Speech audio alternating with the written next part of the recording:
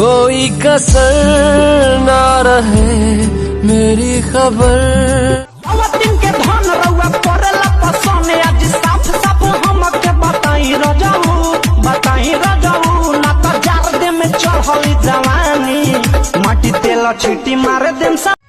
झूठे हवाई फायर मारत रहो हो खाली टुकुर टुकुर यादों जिन्नी हारत रहो हो खाली टुकुर टुकुर जवानी कबूल लगन लागे बेला मोर चढ़ल जवानी कबूल लगन लागे ए राजा जी बदबाजी की ना बात।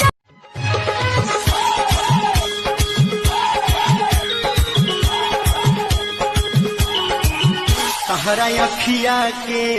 काजल हमार जान ले गए। हम ता ढोढ़ी मुनले रहनी पियरी माटी से पियवा मुआ न खोदे माटी से रे हम ता ढोढ़ी सोनिया गोइलो सऊदी तुमके कैसे बतलाई होटेला दीवारवा के कैसे समझाई भरिया कवारी गरम पारा करता सोनिया सुताला में देवरा बेला खड़ा करता सोनिया सुताला में देवरा बेला खड़ा करता। तू बर्बादर पिया में विटामिन की कमी है थोड़ा थोड़ा देहिया में पानी की नमी है मिलो न हमरा से फूल जाओ। झूठे हवाई फायर मारत रहो हो खाली टुकुर टुकुर यादों जिन्नी हारत रहो हो खाली टुकुर टुकुर यादों खाना खैले ना सुत गईले सैया हमर ओही खातिर होस गईले। साला भर पता हरा से आई बादे हमारो मरद खपुआई बादे अरे साला भर पता हरा से आई बादे हमारो पहिले वाली उ तो नहीं खेइया रवा अब तो बदल गइल बिया कि मदद से रहे मोबाइल पर बिजी हाथ से निकल गइल बिया।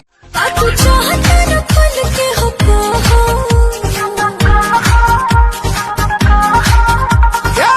सिंगल कहलू तो डबल सहा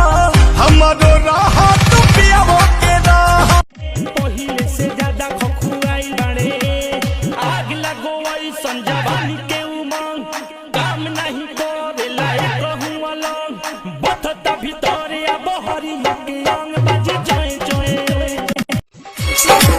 उमर हिलोड मारे पानी लेखा छलक दोसर कुछो ना चाहिए दे हमें खलक उमर हिलोड मारे पानी लेखा छलक देखी देवरा लगल पगलाए दरदिया उखाड़ देले बा चोली में ताला मार देले बा। गरम बतावा रोटी बेली जीजाजी ए जी गरम बतावा रोटी बेली जीजाजी हाँ हाँ बेली जीजाजी पानी लहंगा उठा के चुमा लेली खुश न रहो बेबे यो दे दो सरा